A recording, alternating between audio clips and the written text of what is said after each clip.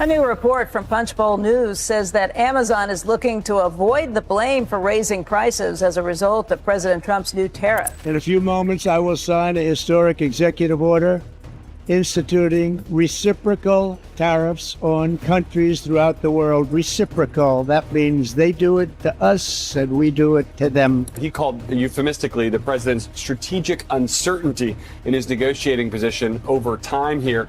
On Amazon, in this report that Amazon might start listing the additional cost on specific items. Today, Donald Trump made headlines by threatening a hefty 200% tariff on imports from John Deere.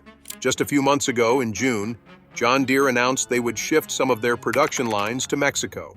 This decision didn't sit well with Trump, who made it clear that he would take action that could impact the company's profits significantly.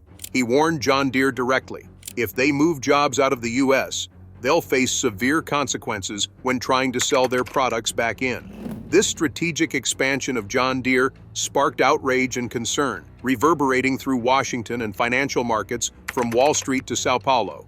While this move seemed like a smart business tactic at first glance, it quickly morphed into a broader conflict involving trade policies, political loyalty, and even the future of American labor.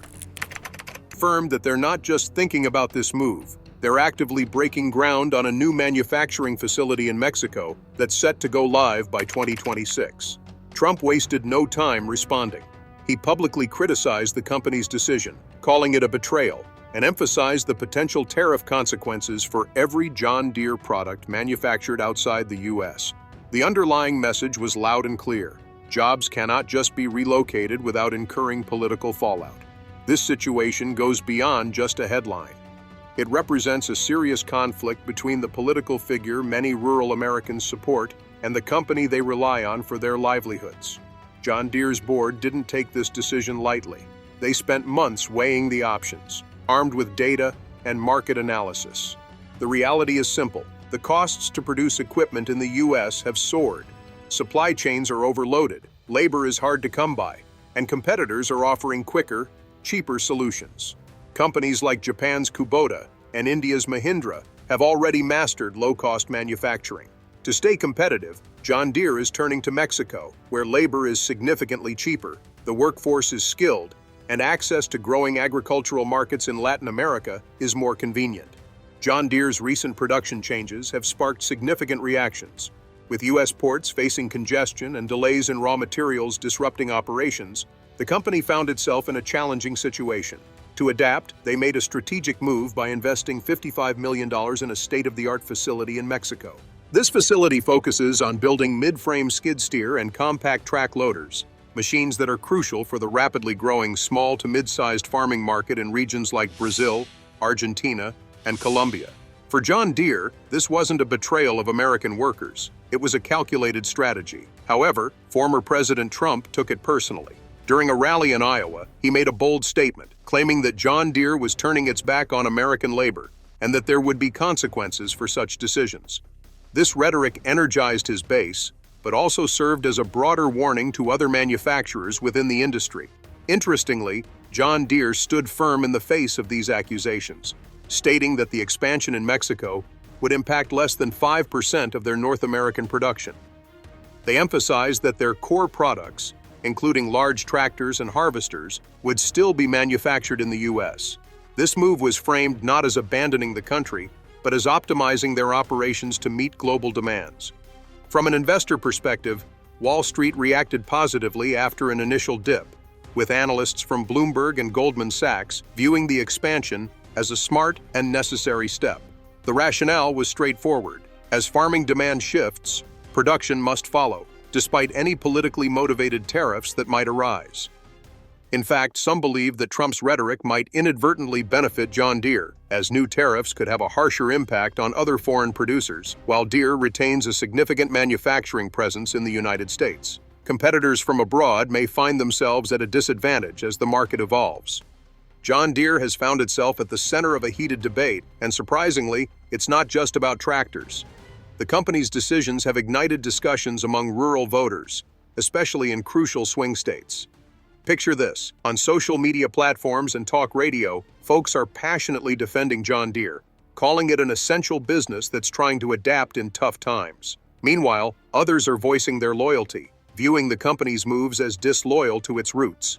In this heated atmosphere, Trump's allies in Congress are amplifying the tension. Senators from staunchly Republican states are warning John Deere to rethink its approach. The House Agriculture Committee even announced hearings, and whispers of investigations into government contracts started circulating, aimed at ensuring taxpayer money doesn't support John Deere imports. In response, the company's lobbyists launched into action. They engaged with trade officials, met with congressional staffers, and emphasized that John Deere isn't just a brand, it's a foundational piece of American agriculture. They argued that punishing the company through bans or heavy taxes would ultimately harm the farmers those tariffs are intended to protect. Sensing the rising pressure, Trump escalated his rhetoric at a rally in Ohio, mentioning John Deere multiple times and threatening hefty tariffs to keep the company in line. The crowd reacted enthusiastically, but John Deere wasn't standing alone. Other businesses were watching closely. If John Deere succumbed to these pressures, it could send a strong message. No company could operate on a global scale without facing political backlash. However, if it held its ground, it could set a new standard where business decisions are driven by data rather than political threats. As it stands, John Deere is maintaining its position, but it's also focused on the bigger picture, what it builds, not just where. The future of agriculture is evolving, moving toward electrification, automation, and intelligence. John Deere's investments in these areas are vast. Their autonomous tractors are already in operation across U.S. fields, functioning without drivers. Their software division is pushing the envelope with AI systems capable of managing entire farms from a tablet. Drones are on the lookout for pests, spraying with pinpoint accuracy, and data is streaming in real time. Ultimately, this highlights a critical point that Trump frequently promotes. The idea of bringing back jobs sounds compelling, but it often misses the mark. In the realm of modern manufacturing, relocating all of John Deere's factories to Iowa wouldn't necessarily translate into job growth for people. It's a complex landscape that's constantly evolving, and understanding these dynamics is key. Automation isn't just a buzzword, it's a reality that's reshaping the workforce as we know it. A study from Oxford Economics predicts that by 2030, up to 20 million manufacturing jobs could vanish globally due to robotics, and this change is picking up speed. Rather than sidelining American workers, companies like John Deere are acknowledging a future where traditional labor might not exist in the same way anymore. So when Deere moves operations to Mexico, it's not just a financial decision, it's part of a broader transformation. This shift signals that we're moving from an era defined by geography to one driven by technology. It sets the stage for a significant clash. On one side, you have a populist president aiming to revive a past that's slipping away, and on the other, a forward-thinking company adapting to the new world that's already unfolding. It's a battle between nostalgia and innovation, emotion and tangible progress. Caught in the middle are American farmers, facing a tough choice about who to trust. The real question now is, how will voters respond?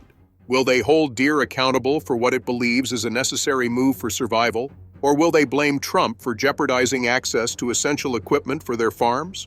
This discussion goes beyond tariffs. It touches on the future of how we work and produce food. We want to hear your take on this. Share your thoughts in the comments below. If you found this analysis helpful, give it a thumbs up and subscribe for more insights like this. Stay informed and curious as we navigate a landscape where technology is reshaping everything we know.